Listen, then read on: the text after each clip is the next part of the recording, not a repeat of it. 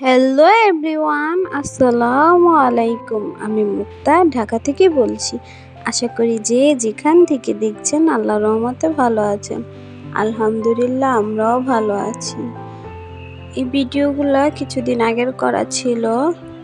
তো আপনাদের ভাইয়া রাত্রেবেলা ডিম এনেছিল, আর তো ডিম যে এনেছিল ডিম ভেঙে গেছে, তাই আমি বাটিতে একটা রেখে দিলাম আর এইগুলা ক্লিন করে নিচ্ছি।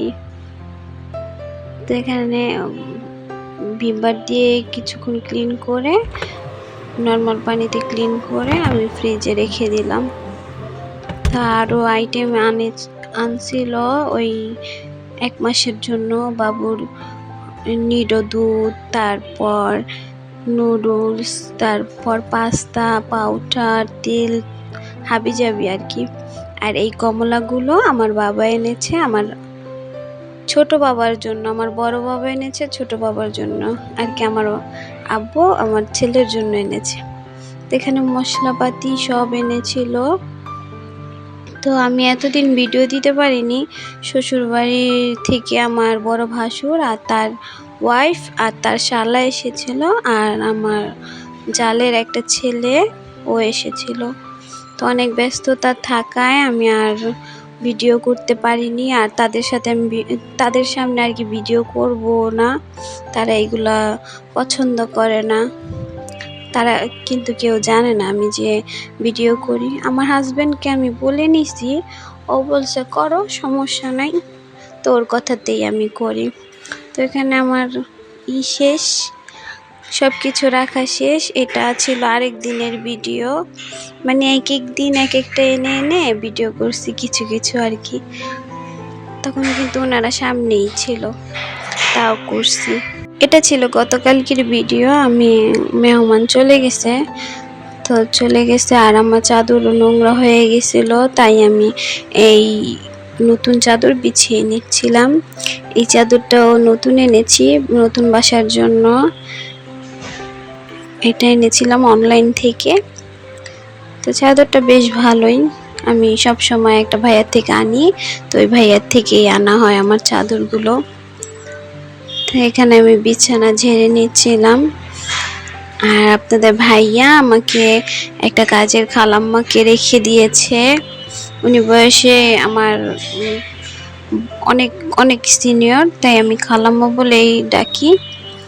তো এখানে ওই বিছানা ঝেড়ে ঝুড়ে আমি ঘর ঝাড়ু দিয়ে নিয়েছিলাম অফ ক্যামেরায়, যেহেতু উনি দেরি করে আসবে, এতক্ষণ তো আর ঘর নোংরা রাখা যায় না। তো উনি আসার আগে আগে আমি ঘরটা ঝাড়ু দিয়ে নিয়েছি, এসে উনি ঘর মুছে দিবে। তো এখানে এই ভিডিওটা ছিল হলো ওই বাসার পুরাতন বাসায় আমার এই ইটা এসেছিল, ওয়ার্ড্রপের ম্যাটটা। তো তখন আমি কিছু ভিডিও করেছিলাম। এই ম্যাটটা অনেক অনেক সুন্দর একটা ম্যাট পেয়েছি আলহামদুলিল্লাহ। দারাজ থেকে নেওয়া হয়েছে এটা। তো এইটা আবার ওই বাসায় বিছাইনি, এই বাসায় এসে বিছিয়েছি।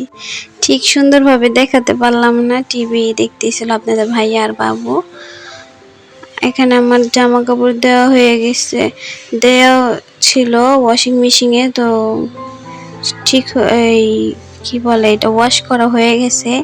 এই ম্যাটটাও আমি সেম ওই পেজ থেকে এনেছি, দারাজ থেকে। তো ভালোই হয়েছে। এই ওভেনের জন্য একটা এনেছি, সাইড টেবিলের জন্য একটা এনেছি, ওয়াশিং মেশিনের জন্য একটা এনেছি। কেমন হয়েছে আমার আপুরা প্লিজ একটা কমেন্টের মাধ্যমে জানাবেন। তো এখানে আমি সেই ভাইরাল রেসিপি করতেছি, গরুর মাংসের ভর্তা। এটা আমি সেকেন্ড বার করলাম, আরও একবার করেছি, অনেক মজা হয়েছিল। তো আজও ভাবলাম করি আর আমার আপুদের সাথে শেয়ার করি। ওই দিন তার করা হয়নি, তখন আমি ভিডিও করতাম না।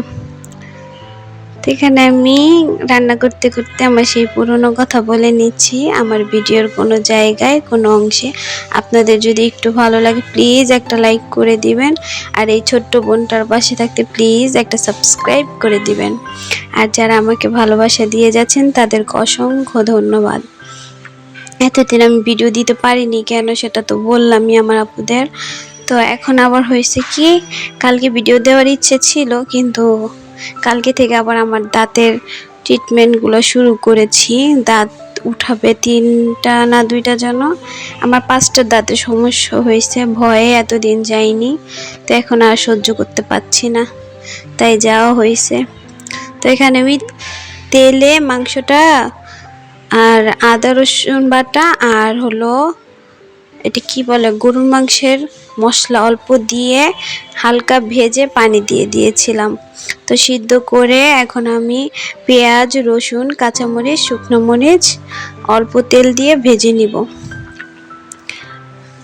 খুব সুন্দর করে হালকা ভাজা দিব, পেঁয়াজ মরিচ অত ভাজা লাগবে না। তো আজ আমি আর পাটায় বাটবো না, ব্লেন্ডার করব। আমি ওই দিনও ব্লেন্ডার করে নিছিলাম, খুব মজা হয়েছে।